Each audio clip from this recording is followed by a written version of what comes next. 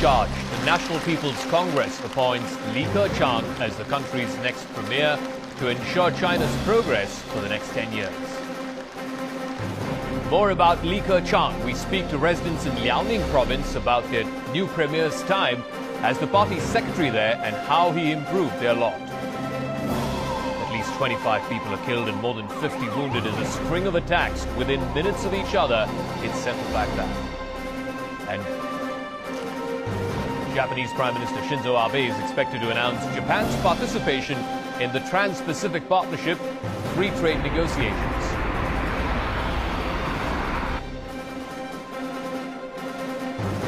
It is noon here in Beijing. 60 minutes of the best stories from China and around the world. Welcome to the News Hour on CCTV News. My name is Zaka Jacob. We start right here with the ongoing twin sessions in China. The National People's Congress, China's top legislative body, has appointed Li Keqiang as the country's new premier. Known as a reformer, Li will lead the government in ensuring the country's progress over the next 10 years. Ho Na with our top story on the News Hour. 现在宣布李克强同志为中华人民共和国国务院总理。 With China now the world's second-largest economy, Li takes over at a crucial stage in its transition. His appointment was greeted with enthusiasm by fellow lawmakers. Li Keqiang's reputation for toughness and his outgoing personality have made him a popular figure in China's political arena. Calling reform China's biggest dividend, Li Keqiang has frequently suggested ways of working differently since being re-elected to the Standing Committee of the CPC Politburo. He says reform is like rowing upstream. If you miss a stroke, you may fall behind. He's keenly aware of the urgent need to restructure China's economy, highlighting the issue as long ago as the annual Davos World Economic Forum in 2010. 我们还清醒地认识到，中国发展仍然面临着许多挑战。 We should be acutely aware that in the post-financial crisis time, we should readjust the economic growth model, and we should not sacrifice our environment and sustainable development for economic growth. 矛盾期待解决。 China's new reforms have already begun, with cuts in lavish outlay and meetings. Li has also told officials to stop reading from prepared speeches, encouraging them to speak freely and ask incisive questions to get to the root of issues that matter. He also makes sure he gets to meet people face to face to find out what really matters to them. He stresses that only reform can improve people's living standards and that future changes must ensure equal rights and opportunities for everyone, and that the law is upheld. To many lawmakers, the new premier is innovative and determined. I'm very much looking forward to a pragmatic and determined new premier, leading us to deeper reforms in all affairs. I think the new premier and his administration will continue with economic restructuring.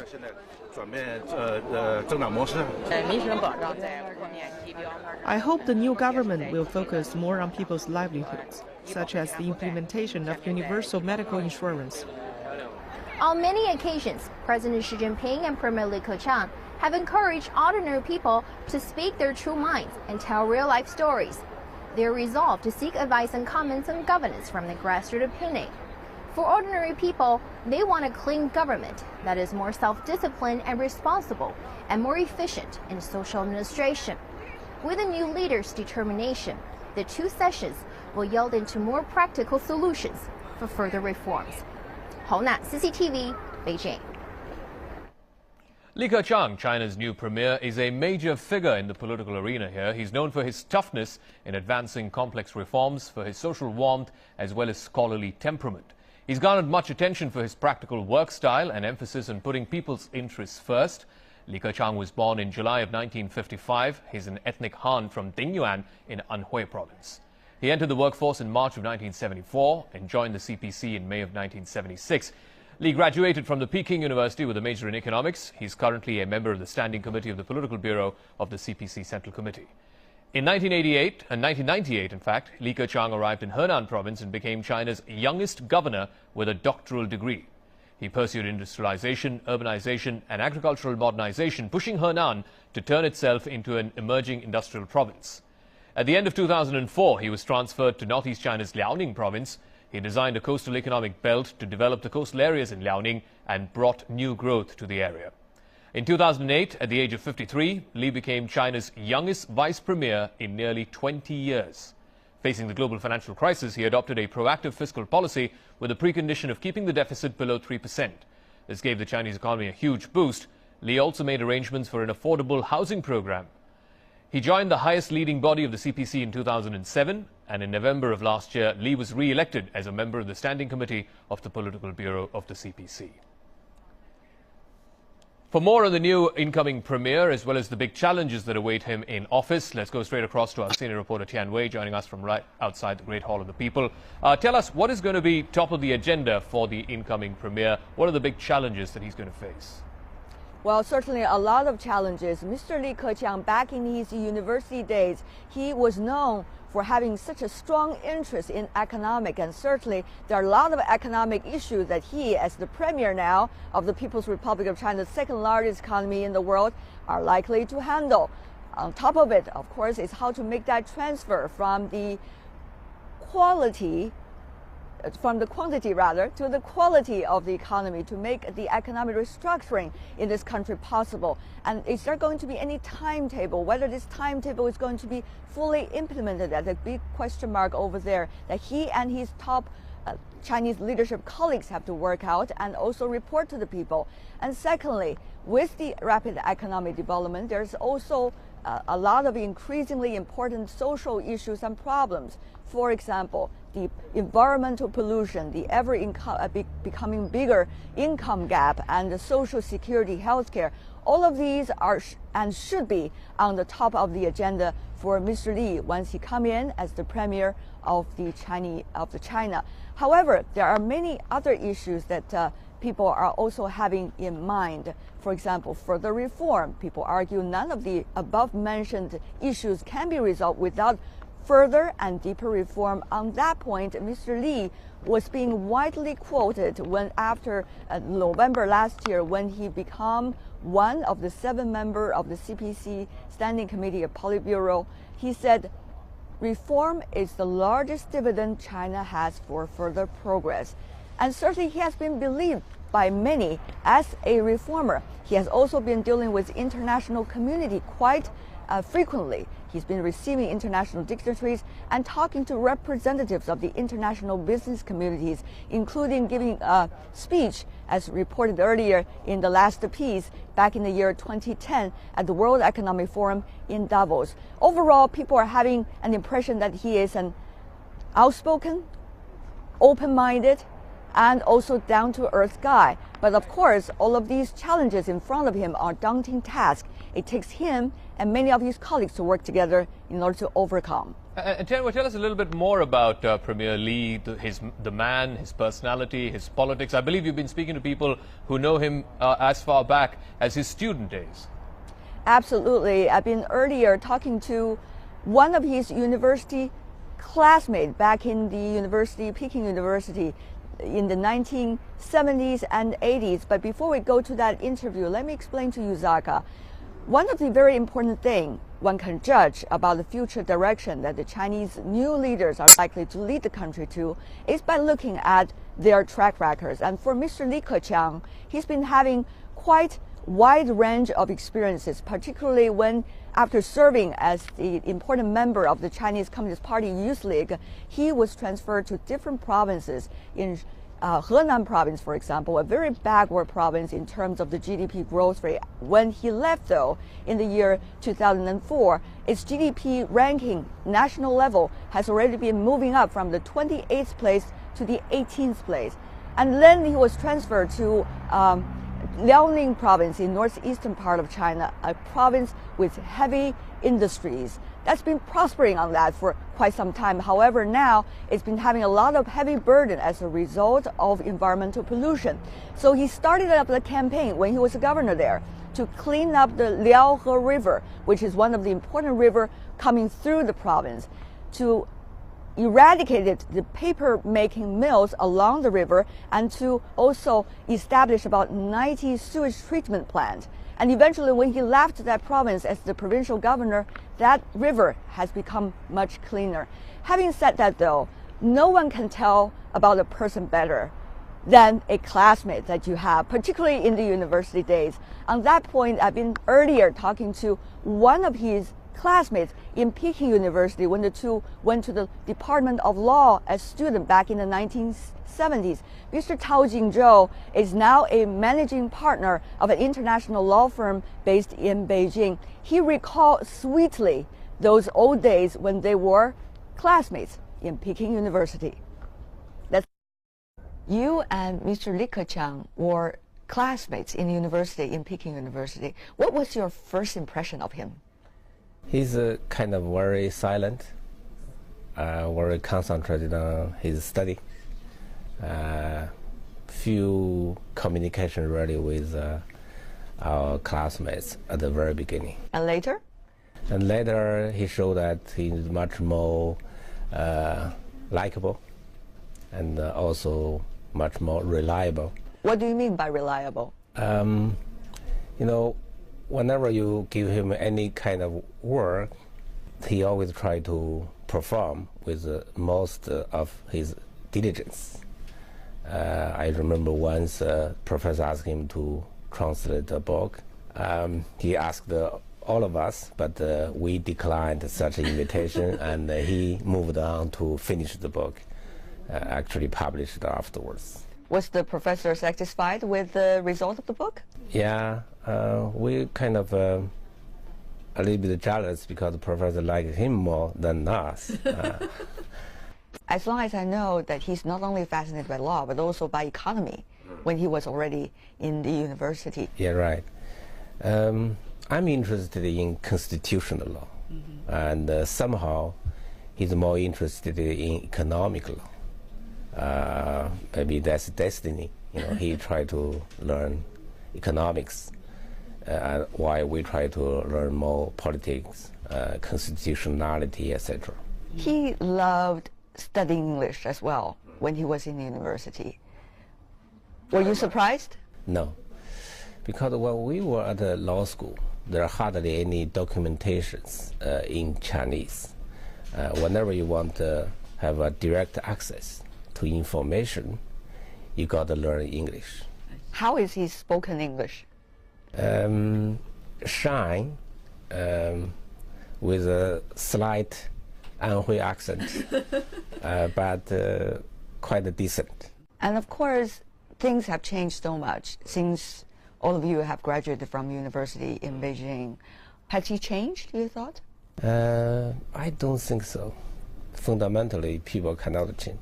Fundamentally? What about the on the surface? Surface, yeah, we all get older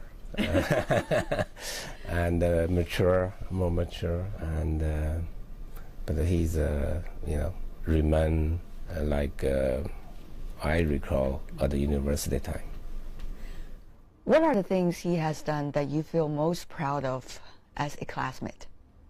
I think what he has done in Liaoning, for example, try to improve these shapy houses in Liaoning is something I think is I'm very proud of. Instead of build a huge square with fancy buildings, he tried to really help poor people to improve their basic life. This is something I think which is very good. As a classmate, as a lawyer, as a professional who's been working in China for quite some time, yet traveling around the world, what are your expectations for him? I really hope that he can really put China in a good track. Try really improve, for example, something like environment, housing of the people, Medicare, education system reform. Really thousands of tasks he needed to undertake to make China a better place to live. If you got 1 minute, just say, 1 minute time to got to meet him right now, what are you going to say to him? Or say nothing, just smile to each other, or just say, Keqiang, we all, behind you. We will support what you are going to do. We're confident you are going to make a good choice. Is he going to be strong enough to handle the tasks, you think? I think so. By character, he's a very strong man. Mr. Tao, thank you so much for being with us. Thank you. That is Tao Jingzhou, a managing partner of an international law firm based in Beijing. He is the classmate of Mr. Li Keqiang, who is now being elected as the Chinese premier. They were classmates back in the universities, Peking University, in the Department of Law.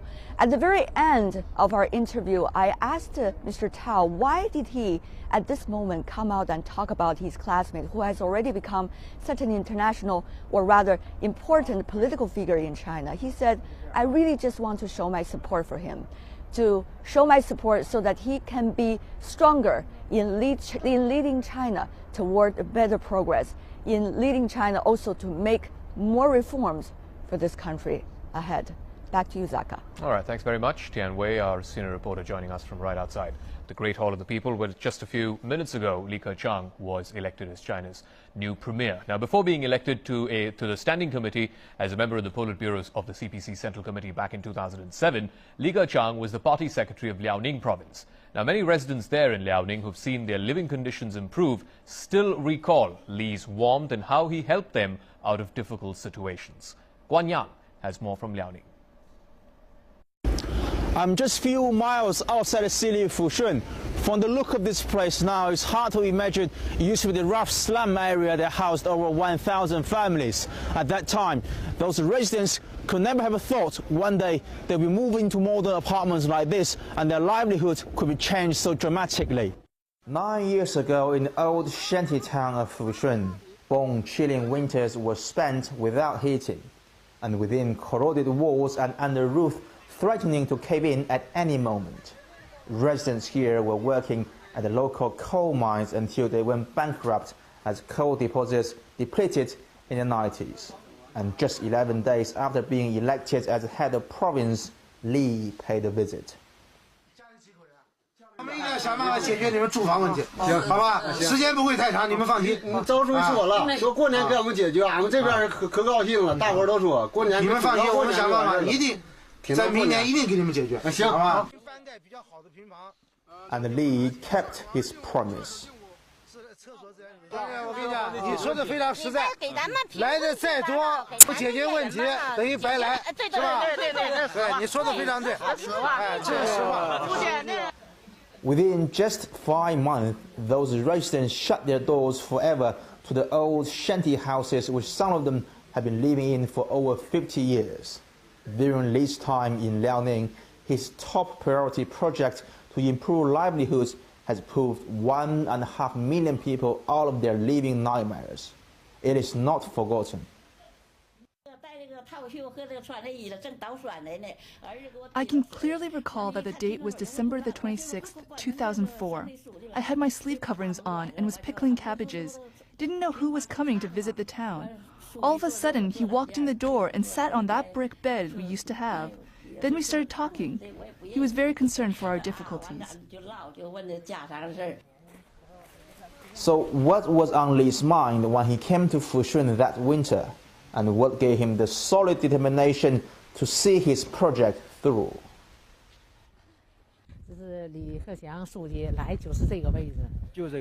He was right here where I'm standing. When he went to the shanty houses, he felt the bone chilling wind leaking in from the windows. Saw lots of coal dust on the bed, and he was stunned that 1,000 people were sharing one toilet. He said, I would do whatever it takes to pull you out of this situation.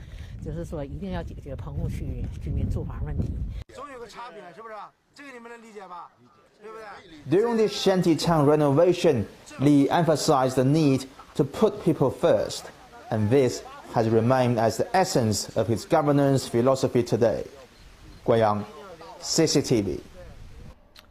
So China's leadership transition is now almost complete. Xi Jinping has been elected as the new president and Li Keqiang has been elected as the new premier. But the new government is about to be put to the test amid a very complicated national as well as international environment. Zhang Nini outlines some of the challenges that the new leadership faces. The world is watching as Xi Jinping rises to the center stage. The new leader is handed over a country that's vastly different from when his predecessor started. To many, the challenge for China is not just to grow, but rather to transform. Instead of sticking to an 8% rule, we've continued to set the target at 7.5% this year to focus more on the quality of economic growth and transforming the growth model. To double the size of the economy by 2020 in real terms, the new leadership have set their minds on economic rebalancing towards more consumer spending. Experts say urbanization is key to this process as rural residents move to higher-paying jobs and begin spending more on upgraded lifestyles. For this vision to come true, Professor Cai Jiming says land reforms should be accelerated. My motion this year is that the country should only expropriate farmers' lands for the purpose of public interest. For other purposes, the country could buy the land from farmers or encourage them to trade land lease rights with real estate developers in the market. This will allow farmers a bigger share of the commercial value. A bigger share of the added value could safeguard the rights of China's rural residents and mitigate a growing source of social unrest. Cai Jiming says it also helps to change the over-reliance of local governments on land sales. Local governments could impose a property tax as a source of their revenues. This could be a step in changing China's fiscal and taxation system. Experts say the government also needs to tackle the household registration system for fairer distribution of social welfare. The transformation of the economic growth model also requires technology.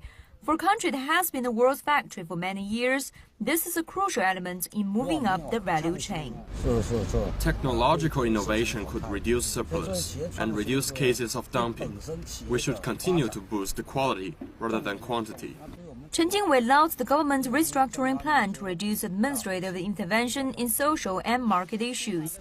He says it gave enterprises time to innovate and build brands. Environmental protection poses another challenge. New policies are in dire need to elevate pollution and reduce carbon emissions. What the government needs right now is to focus more on prevention and not just take expedient measures that don't deal with the cause of the problem. And the biggest challenge of all is probably the one coming from the party itself. The country is considering a 5-year plan to fight corruption, but I think we should aim to be faster given the severity of the issue. We should make the most of public supervision, meanwhile also strengthen the rule of law. And as a rising power in the world, China also needs to manage its international relations strategically as it integrates with the world. It's an era of opportunities and challenges, exactly how many feel about China today. With pressure mounting both at home and abroad, China's new government will be put to the test. They have the plan now. What they need next is to stick to reasonable planning, scientific decision-making, and a down-to-earth style to achieve it. Zhang Nini, CCTV, Beijing. So what are the challenges, both domestic and international, that await the new leadership, and how can they deal with that? Let's try and find out by speaking to Professor Sun Che. He's the director of the Center for China-US Relations at Tsinghua University. Let's talk about domestic problems first. The biggest challenge for the new leadership is to double people's incomes so that China can become a consumption economy. Do you think it's possible? Do you think they can do it? I think you're facing a challenge here. If you study other countries' experience, for example, we see the polarization of American politics because of the debate on the two Americas. So this, I think, is more related to the policies government will adopt in the future. For example, tax policies. How do you guarantee that rural 700 million people in rural area? How do you guarantee their rights? How do you increase their income? Policy on education, for example, in certain area, even in Beijing, some schools absorb the most resources, and so I think the problem is related, also related to psychological elements, that people feel confident about the efficiency of the government, feel they have a hope in the future, and they can participate. They're generally interested in public affairs. And purely in terms of increasing people's incomes, China, I think, is ranked 90th or 91st in the world when it comes to household per capita income. Clearly, for the second largest economy in the world, they can go up that chain.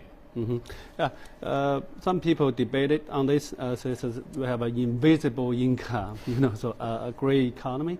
But I do think this to increase, narrowing down the gap of the income is very, very important, as I said. And it's more related to economic justice, to the social justice. So I think the government should pay more attention on the less disadvantaged groups. Okay, let's talk about international relations. I wanted to touch upon both fronts. One, which is the most important bilateral relationship in the world right now, the US-China relationship. What is the biggest challenge there? And more importantly, what's the biggest challenge that faces the new leadership in China's relations with its neighbors? I think regarding the U.S.-China relations, the biggest challenge is distrust, political distrust. We do have a strategic economic dialogue. We do have a channel of communication, but each country to see the other one as a potential enemy in terms of military, dimensions. So I think we should take this window of opportunities, and have an all-round dialogue, and begin with summit meeting, begin with people-to-people exchange program, other things, exchange between think tanks. As to the question of neighboring country, I think there is a question mark in some foreign media, asking whether China is bullying its neighboring country. That's related to the role of the Chinese military played over the past 20 years, especially over the past 2 or 3 years. Some people argue that China is trying to build up its military power, and trying to show military muscle, confidence. I think this is China will continue to insist on the peaceful neighborhood policies. What I summarize are 4 peace doctrines. Domestically, we emphasize harmonious society. We emphasize peaceful developments. Internationally, we emphasize harmonious world. And also, we're trying to work out Taiwan issue, trying to sign a peace treaty with Taiwan. I guess it's only fair to say that the last thing that either China wants or its neighbors want is a conflict or a confrontation. Thanks very much for joining us, Professor Sun Che. He's the director of the China-US Center at the Tsinghua University. Stay with us here on the News Hour. When we return, we'll get you all the other big international stories, including at least 25 people are dead, more than 50 wounded, as a string of attacks within minutes of each other target central Baghdad. And French President François Hollande says his country will raise the issue of lifting a European ban on supplying weapons to Syria's rebels. Stay with us. Welcome back. A string of attacks within minutes of each other has hit central Baghdad, leaving at least 25 people dead and more than 50 wounded. At least 2 blasts, including one a car bomb attack and another one believed to be from a suicide bomber, went off near the building housing the Justice Ministry. According to the police, approximately 6 gunmen wearing police uniforms stormed the building. The attack erupted shortly after midday Thursday in Baghdad's commercial area. Deputy Justice Minister Busho Ibrahim says that there were more than 1,000 people inside the 4-story building at the time of the attack, but he himself was not among them. There was no immediate claim of responsibility, but the attack bore all the hallmarks of Al-Qaeda's Iraq cell. That group is known as the Islamic State of Iraq. It frequently uses car bombs and coordinated blasts in an effort to undermine the Iraqi people's confidence in their government. 10 years have passed since US troops invaded Iraq, killing hundreds of thousands of people. For retired soldiers who served in the Iraqi army during the presidency of Saddam Hussein, the shadows of war still remain. Quinton Beam has the details. Sheikh Mustafa al-Jabouri, a former major general, lives in a village in southern Baghdad's Dura district. Violence was rampant there after the mainly agricultural area was ravaged by the US-led invasion. Al-Jabouri lives in a house guarded by soldiers. His pistol and bullets show he is a retired soldier. I was armed and resisted until April the 9th, 2003. I was in a military base near Fallujah, but the US troops broke down the gate of Baghdad with their advanced weapons and tactics.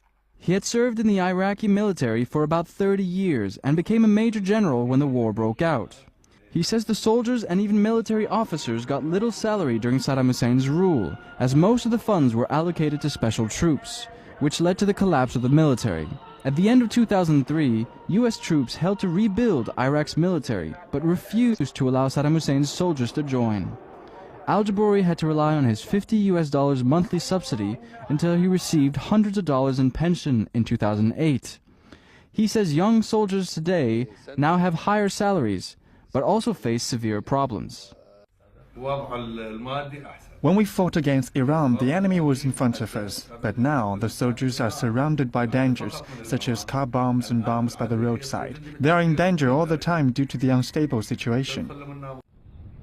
The unrest has seriously affected the country, with religious conflicts and terrorist activities now frequent. Al-Jabouri says he had led the local militia to fight terrorists in 2007, which makes him now an easy target.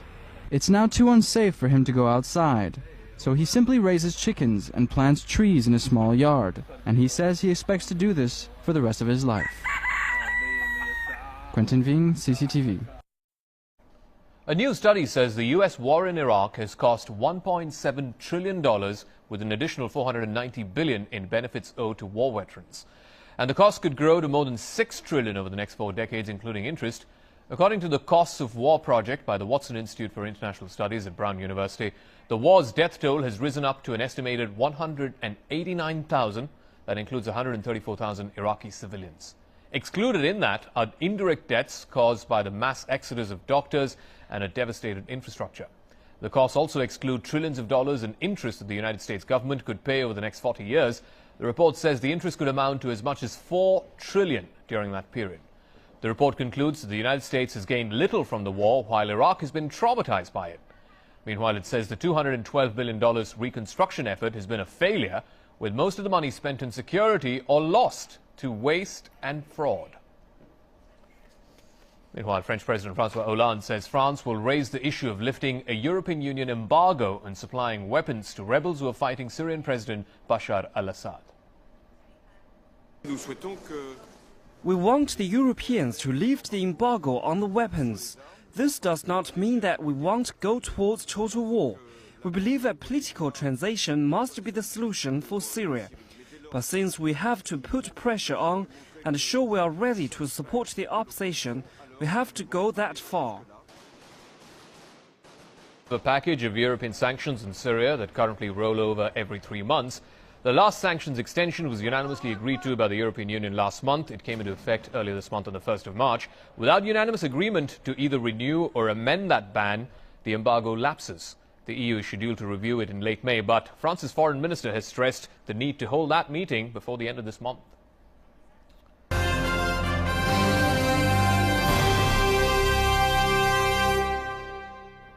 All right, time to talk business now. Heidi now joins us. The markets are on a tear this morning. Yeah, it started out quite poorly, but we're finally starting to track those US gains overnight. Have you invested some money in the markets? Oh, I'm not saying. You'd be unwise not to. All right, let's start off in Japan, where according to the official Kyodo News, Japanese Prime Minister Shinzo Abe is expected to announce Japan will take part in the Trans-Pacific Partnership free trade negotiations. He also plans to hold a press conference to explain the repercussions of Japan joining the TPP, in particular on the potential economic effects. His move comes despite opposition from ordinary Japanese and some members of the Liberal Democratic Party. Recently, 4,000 members of 8 agricultural groups held a rally to oppose Japan joining the talks. The Japanese Agricultural Association has warned the Abe government that if the LDP wants the support of the agricultural sector in future elections, it should comply with the relevant commitments, and they include keeping all agricultural tariffs. All right, for more on this, let's get over to our reporter, Terry Terashima, who joins us live in Tokyo. Terry, great to have you on the program.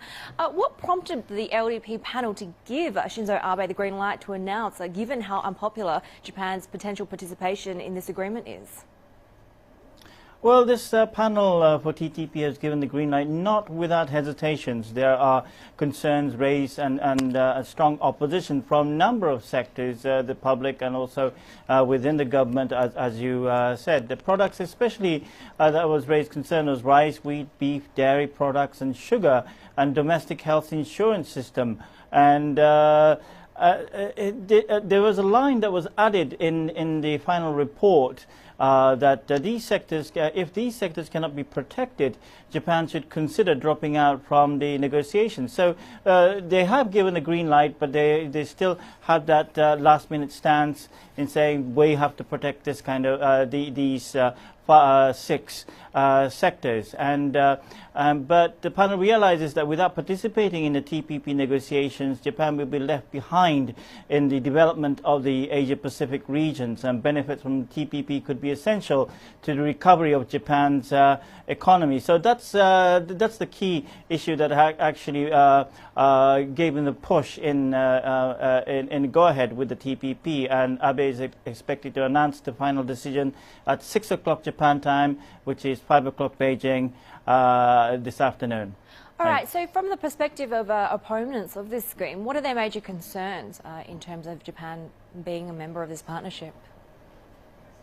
Well, especially the agricultural sectors are concerned that they will not be able to compete with the prices of the foreign products. Already some of the Japanese agricultural products are having to compete harshly with the products from Asia and other parts of the country. But also there are worries of food safety issues. Some raise concerns that Japan has a strict safety standards, but if the market is open with the TPP, they may be concerned that Japan may be forced to lower or lift the strict standards of what chemicals to use, the ban of chemical residues, and also quality standards should be lowered. So those are the main concerns, especially from the consumer side of the food safety standards, and from the agricultural sector, the price competition. All right, many thanks for taking us through those points. Terry Terashima joining us in Tokyo. Well, Japan may have just agreed to join the Trans-Pacific Partnership, or TPP, but the intention to do so goes back by nearly 2 years. Former Japanese Prime Minister Yoshihiko Noda had announced Japan's interest in joining the TPP agreement negotiations back in November 2011. So what's behind this delay, and what do these negotiations really mean for Japan's economy? Let's take a closer look. The Trans-Pacific Partnership is a free trade agreement signed by Brunei, Chile, New Zealand and Singapore in 2005. It aims to further liberalize the economies of the Asia-Pacific region. The most significant character of the treaty is zero tariffs between member states. At the end of 2009, the United States formally joined the TPP. Since then, the US has been suggesting that the TPP be expanded to include more countries. In particular, its closest ally in the Asia-Pacific region, Japan. Trade promotion in the dynamic and ever-growing Asia-Pacific region has been an essential underpinning of the U.S. diplomatic strategy in the area. Japan now agreeing to join the TPP negotiations is a significant boost to the United States. However, this has gone through severe scrutiny and debate in Japan. The Japanese economy is split down the middle around the idea of joining the trade negotiations. While the industrial sector supports the idea, the agricultural sector opposes it. The fear is that the lowering of tariffs as required by the trade agreement will rob Japan of what little remains of its food security. All eyes will now be on the next TPP meeting in Peru in May to see if Japan forms a part of those deliberations. Biresh Banerjee, CCTV. Well, meanwhile, South Korea's free trade agreement with the US came into effect in March last year. The agreement has helped reduce and remove trade barriers between the two economies, and as a result, South Korea's exports of agricultural products to the US have expanded markedly over the past year. To talk more about this, let's get over to our reporter Eugene Jung, who joins us in Seoul. Eugene, great to have you. You know, Japan is now trying to argue that this free trade agreement with the US will help spearhead the Japanese economic recovery. From the South Korean perspective, has its membership in the agreement with the US helped its economy? Well, hi Heidi. I was looking at a report published by the Ministry of Strategy and Finance in South Korea on Thursday, which talks of the benefits of this US and Korea FTA, otherwise known as the Chorus FTA. And it states there that this Chorus FTA helped the South Korean trade volume increased, especially in the exports. It says despite the global economic turmoil, the exports to the United States has continued to rise last year ever since the U.S. and Korea FTA was implemented, especially in the FTA-related categories.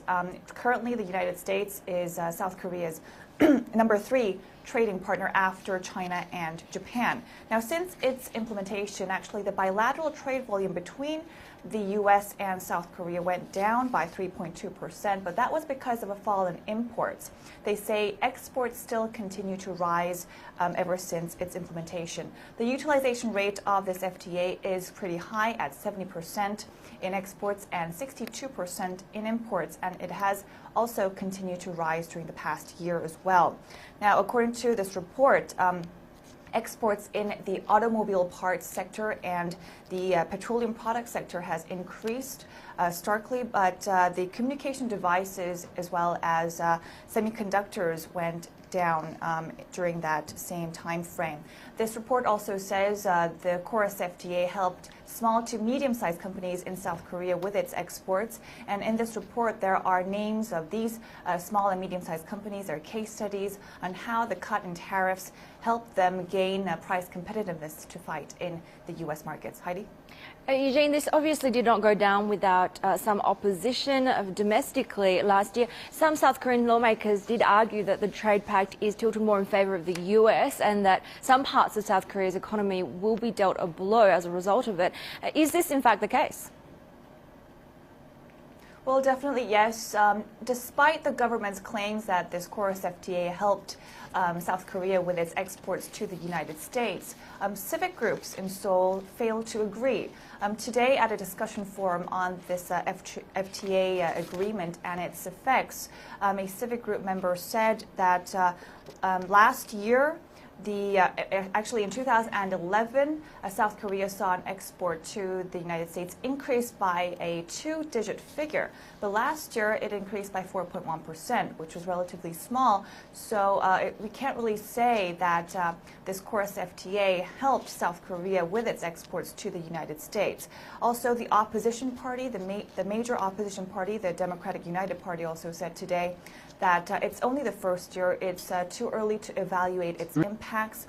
And another opposition party, the Progressive Justice Party, also said out of the 10 major trading partners of the United States, countries without an FTA with the U.S. still saw an increase in exports by 4.85% on average. But South Korea was not able to meet this average, so this party claims the FTA had more adverse effects for South Korea compared to its benefits. But the Saenuri Party, the ruling party of South Korea, quoted a survey done by the Korea Chamber of Commerce on these companies that do exports to the United States. And 6 out of 10 of these companies agreed that this KORUS FTA helped them promote exports to the U.S. So this FTA is still under a lot of debate in South Korea. Heidi?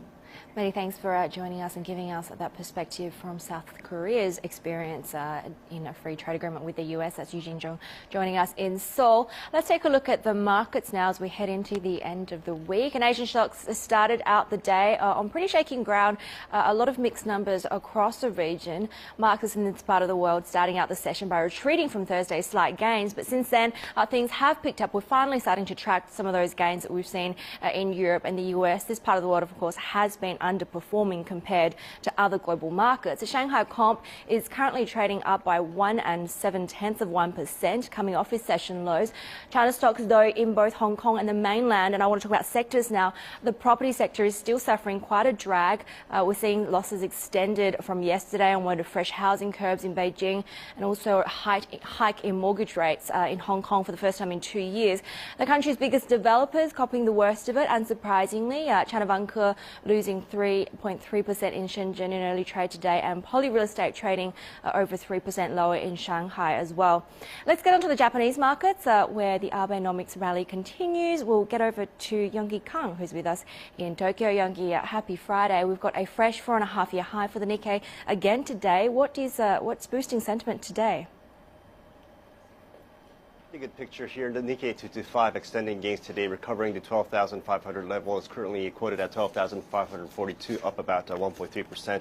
Investors are encouraged that the Dow hit another record high in New York on Thursday, and analysts are saying that we're continuing to see money flowing in from overseas. And appetite among foreign investors continue to be pretty high. Now, expectations of BOJ's extra stimulus are keeping sentiment upbeat here, and Japan's parliament finally approved Kuroda as the next BOJ governor. Now, the voting took place in the upper house earlier today. His nomination was approved with 186 votes in favor and 34 against. Now, the House also voted on the two deputy governor nominees, Kikuo Iwata, who's a professor at Gakushuin University. He got 124 votes in favor and 96 against. And finally, Hiroshi Nakaso, who's a career central banker at the BOJ, won approval with 199 votes in favor and 22 no votes. Now, the three will take office after Masaki Shirakawa and his two deputies step down on March 19th. That's next Tuesday. And the focus will be on what Kuroda will do to achieve the 2% inflation target when he holds his first policy meeting on April 3rd and 4th. Now, there's some speculation, Heidi, that Kuroda will call a surprise emergency meeting. That's looking a bit unlikely, but people familiar with the BOJ's thinking told Reuters its officials are actually preparing just in case he does decide to do so. So we might not sure that the emergency meeting could happen in the coming weeks. All right, well, high expectations indeed for the BOJ Dream Team. Shinzo Abe is also expected to announce later today that Japan will be joining these TPP trade talks. Have you seen much of a reaction on the markets? Right. If you look at today's moves, the gains we're seeing have got more to do with expectations of BOJ easing, but the TPP is also a focus in Japanese markets.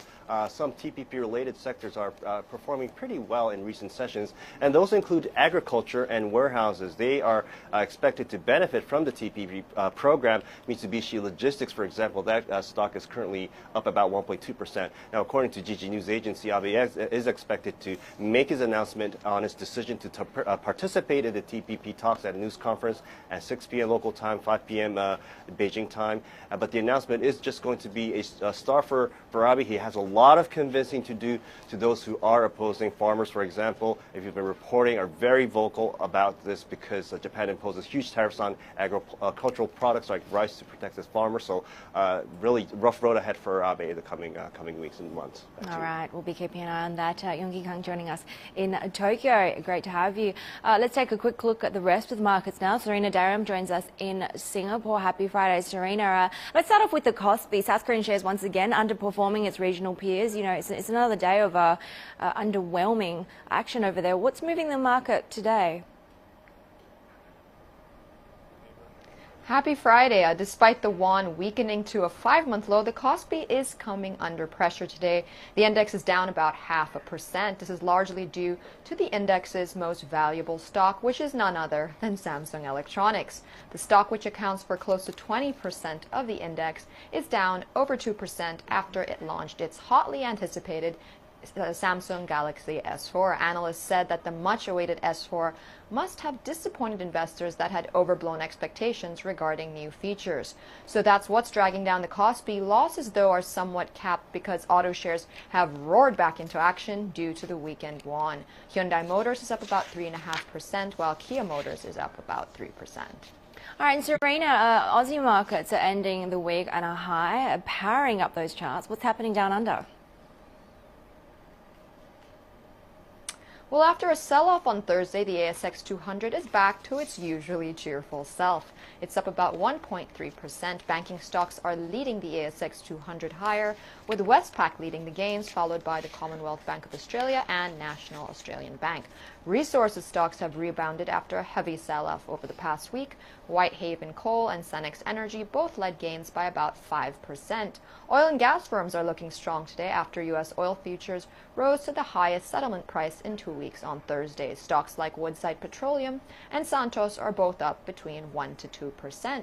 But despite the good going in Aussie markets today, they are on track for a weekly loss due to Thursday's sell-off. That's a wrap from me over here in Singapore. Back to you in the studio. Many thanks, Serena Darham, joining us in Singapore. You have a great weekend. Let's turn to Europe now, where EU leaders are meeting again for another gathering in Brussels. Now, high unemployment rates are one of the major issues on the table for this meeting, and the figures aren't looking too encouraging for many European countries. But there does appear to be a ray of hope in at least one member country. The latest figures released from Ireland show some signs of a clawback in unemployment rates, and they have been perching dangerously high over the past few years. Our correspondent Lourdes Sexton reports from Dublin. For the first time since Ireland's economic crash in 2008, the employment figures released by the Central Statistics Office show some signs of improvement. With a rise in the number of people at work over a 6-month period, the figures, many here argue, don't reflect reality. The Central Statistics Office measured an increase of 1,200 people working over the last 6 months. That's a very, very small number out of a workforce of 1.8 million.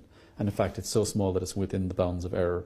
And so really what we can say is we don't know whether there's been an increase, but it's most likely the case that there hasn't been a decrease. And so the situation has stabilised. And it's been pretty stable for about a year to 18 months. Unemployment now stands at 14%, with youth unemployment among the highest in Europe at 30%. Long-term unemployment is a problem too, especially among men. 2/3 of the men here have been unemployed for over a year.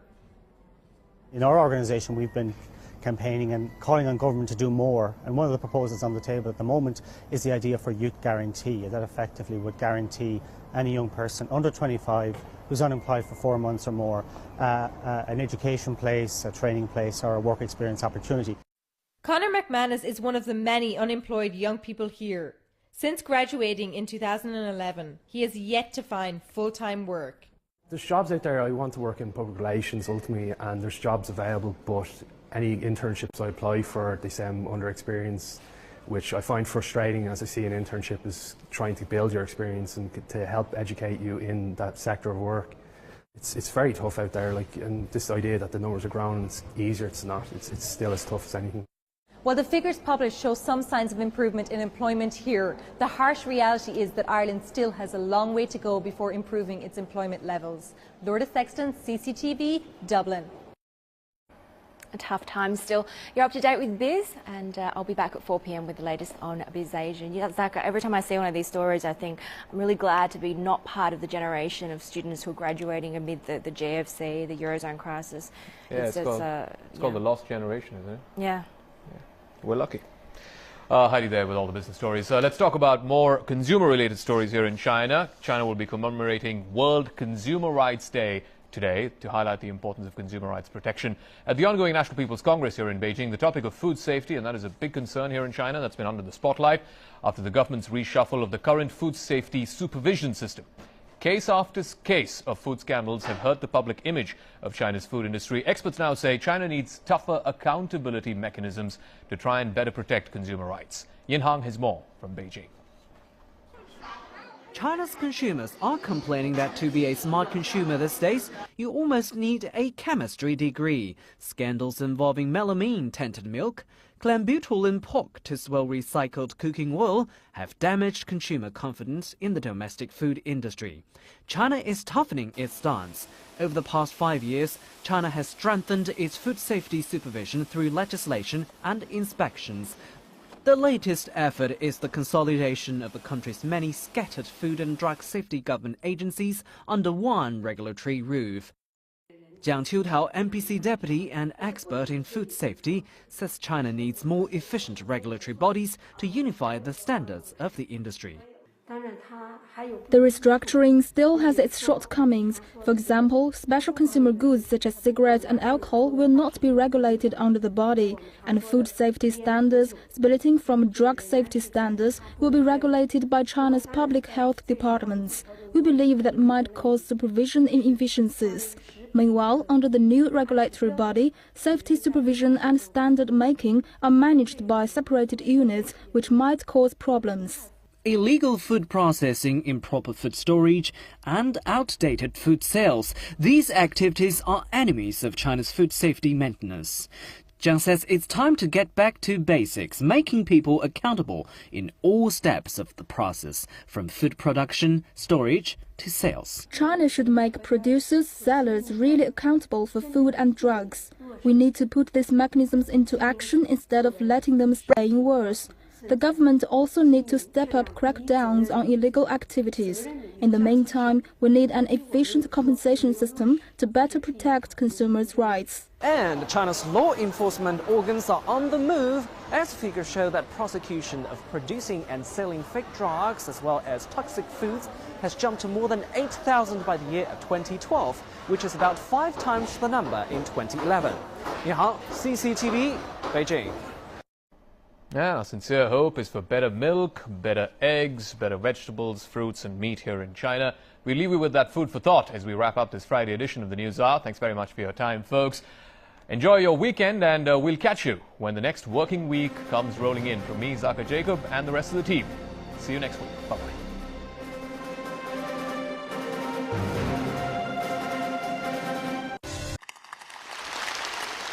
With China now the world's second largest economy, Li takes over at a crucial stage in its transition. His appointment was greeted with enthusiasm by fellow lawmakers. Li Keqiang's reputation for toughness and his outgoing personality have made him a popular figure in China's political arena. Calling reform China's biggest dividend, Li Keqiang has frequently suggested ways of working differently since being re-elected to the Standing Committee of the CPC Politburo. He says reform is like rowing upstream. If you miss a stroke, you may fall behind. He's keenly aware of the urgent need to restructure China's economy, highlighting the issue as long ago as the annual Davos World Economic Forum in 2010. 我们还清醒地认识到，中国发展 We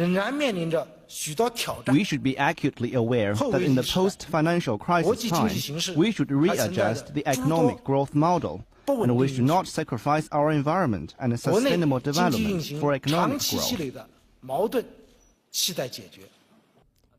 China's new reforms have already begun, with cuts in lavish outlay and meetings. Li has also told officials to stop reading from prepared speeches, encouraging them to speak freely and ask incisive questions to get to the root of issues that matter. He also makes sure he gets to meet people face to face.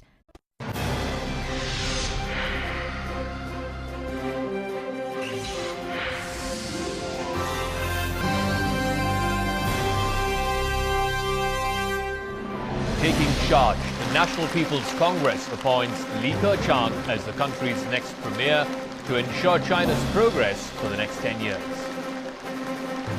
More about Li Keqiang. We speak to residents in Liaoning province about their new premier's time as the party secretary there and how he improved their lot. At least 25 people are killed and more than 50 wounded in a string of attacks within minutes of each other in central Baghdad. And Japanese Prime Minister Shinzo Abe is expected to announce Japan's participation in the Trans-Pacific Partnership free trade negotiations.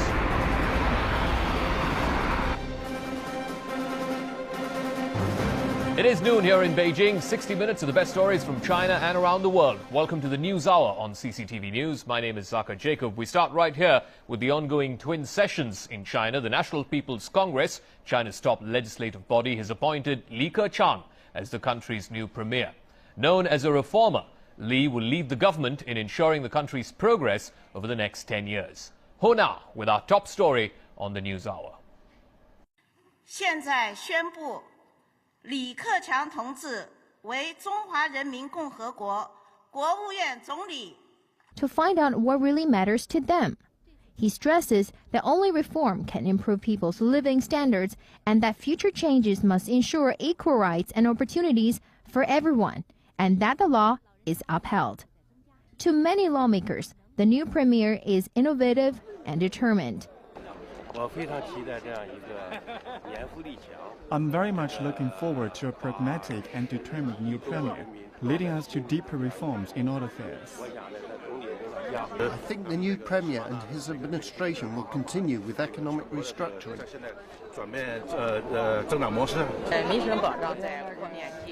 I hope the new government will focus more on people's livelihoods, such as the implementation of universal medical insurance. On many occasions, President Xi Jinping and Premier Li Keqiang have encouraged ordinary people to speak their true minds and tell real-life stories. Their resolve to seek advice and comments on governance from the grassroots opinion. For ordinary people, they want a clean government that is more self-disciplined and responsible and more efficient in social administration. With the new leader's determination, the two sessions will yield into more practical solutions for further reforms. Hou Na, CCTV, Beijing. Li Keqiang, China's new premier, is a major figure in the political arena here. He's known for his toughness in advancing complex reforms, for his social warmth, as well as scholarly temperament. He's garnered much attention for his practical work style and emphasis on putting people's interests first. Li Keqiang was born in July of 1955. He's an ethnic Han from Dingyuan in Anhui province. He entered the workforce in March of 1974 and joined the CPC in May of 1976.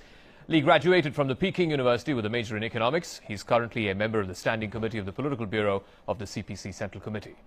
In 1998, in fact, Li Keqiang arrived in Henan province and became China's youngest governor with a doctoral degree.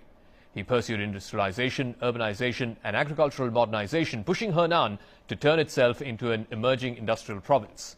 At the end of 2004, he was transferred to northeast China's Liaoning province.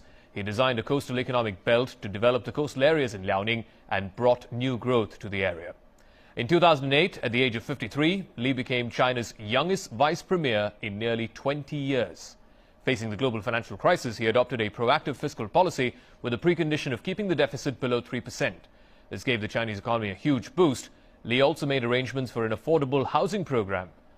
He joined the highest leading body of the CPC in 2007, and in November of last year, Li was re-elected as a member of the Standing Committee of the Political Bureau of the CPC. For more on the new incoming premier, as well as the big challenges that await him in office, let's go straight across to our senior reporter Tian Wei, joining us from right outside the Great Hall of the People. Tell us, what is going to be top of the agenda for the incoming premier? What are the big challenges that he's going to face? Well, certainly a lot of challenges. Mr. Li Keqiang, back in his university days, he was known for having such a strong interest in economic, and certainly there are a lot of economic issues that he, as the premier now of the People's Republic of China, the second largest economy in the world, are likely to handle. On top of it, of course, is how to make that transfer from the quantity rather, to the quality of the economy, to make the economic restructuring in this country possible. And is there going to be any timetable? Whether this timetable is going to be fully implemented, that's a big question mark over there, that he and his top Chinese leadership colleagues have to work out and also report to the people. And secondly, with the rapid economic development, there's also a lot of increasingly important social issues and problems.